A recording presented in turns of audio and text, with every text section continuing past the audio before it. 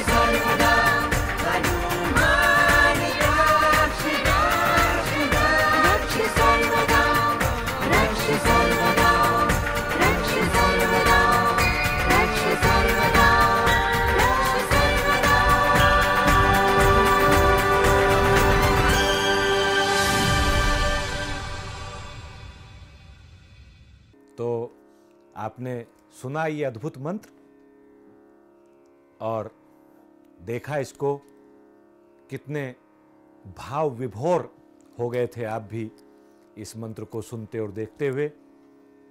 अब हम इस सिलसिले को और आगे बढ़ाते हैं और जानते हैं कुछ और बारीकियां इस मंत्र के बारे में परम आदरणीय हरि भाई से। हरि भाई, एक बार फिर स्वागत है आपका इस कार्यक्रम में। और जैसा कि हम पिछले कार्यक्रम में चर्चा कर रहे थे हरि भाई, सवालों की बौछार हो रही है मंत्र के विषय में। ईमेल के माध्यम से, पत्रों के माध्यम से, एसएमएस के माध्यम से ढेर सारे सवाल इस मंत्र के विषय में दर्शकों ने जानने चाहे हैं।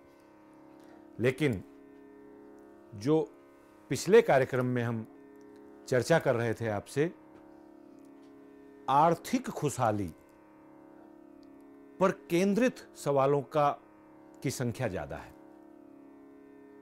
तो थोड़ा सा विस्तार से बताएं दर्शकों को कि इस मंत्र के माध्यम से आर्थिक संपन्नता कैसे हासिल हो, गरीबी कैसे दूर हो, लोगों का आर्थिक कष्ट कैसे मिटे। आपने खुद ही कहा था कि गरीबी सबसे बड़ा अभिशाप है, तो कृपया इसके विषय में कुछ बताएं।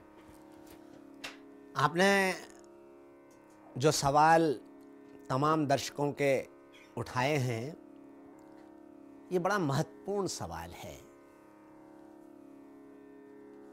अब मुश्किल ये आती है कि धनाढ्य बनना, धनवान बनना, आर्थिक रूप से संपन्न होना, ये संसार के हर व्यक्ति का एक बहुत गहरा सपना है। और आप दुनिया के किसी भी हिस्से में चले जाइए, वहाँ आपको आपाधापी दिखाई देती है, मारामारी दिखाई देती है, और हर व्यक्ति जल्दी से जल्दी और ज़्यादा से ज़्यादा धन अर्जित करना चाहता है। अब आपका सवाल ये है कि ये मंत्र उन्हें कैसे धनवान बनाएगा, या यूं कहें कि उनको धनवान बनाने में कैसे सहायक होगा।